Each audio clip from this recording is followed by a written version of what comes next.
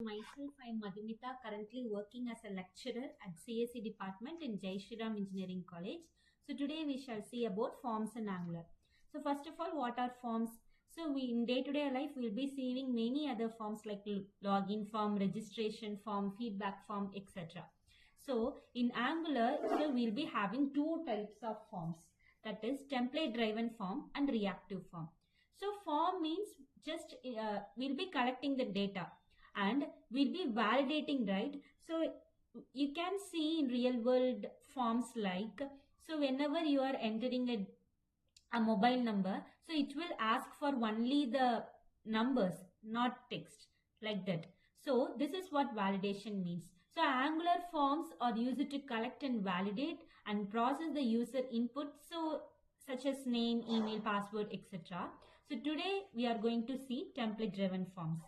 So an HTML first approach where the form structure, data binding and validation rules all will be directly written in the HTML template.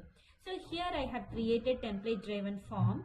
So the component or the TypeScript file, so we'll be writing the main logic over here.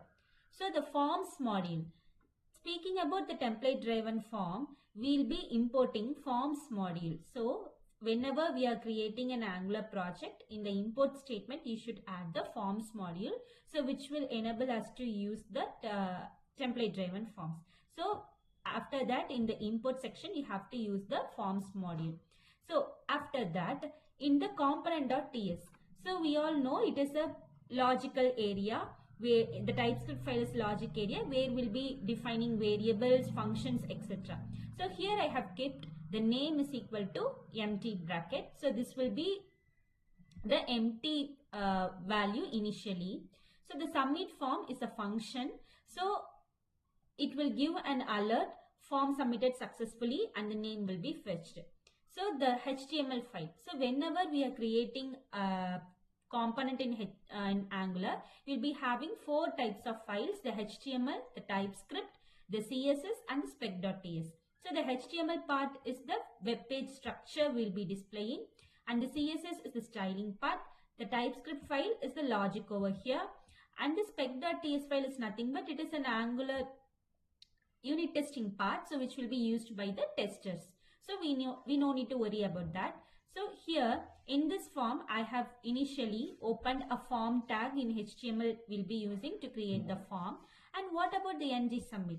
So this is like in HTML we'll be seeing on click on submit, right? So in Angular we'll be using ng submit. So when the submit button we have created here, right? So whenever we click submit, the submit form have to be executed.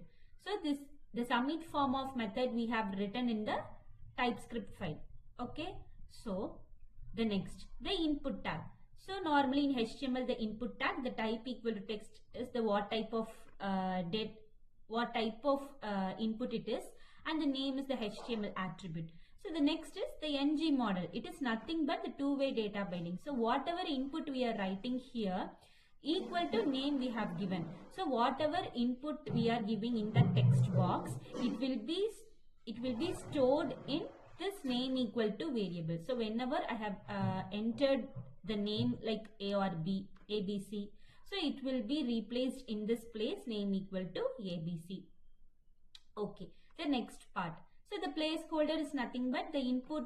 In that input box we'll be seeing enter your name like that, right? So that is what here.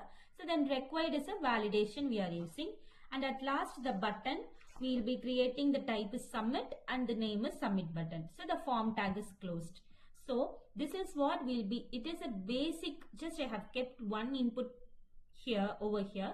So whenever we have to create multiple inputs, we can use the multiple input box over here, and we have to connect that using the TypeScript file. So if I have to create age, means we have to give age is equal to, I'm keeping it as null.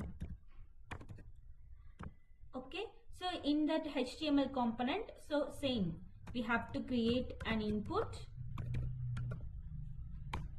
then we'll be giving type is equal to, it is a number, and name I'm giving it as age, and here we have to give the ng model.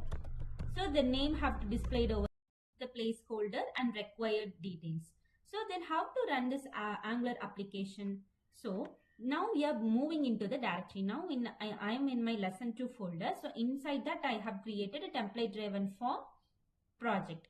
So in order to move, I'm using change directory cd template driven form. Click enter.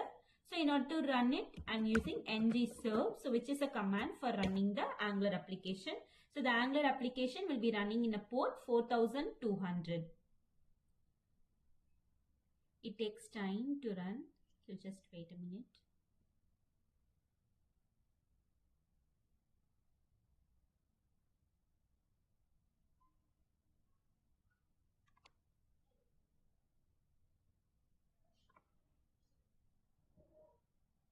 Okay, so here we can see it is running on port HTTP 4200. So I'm using control click.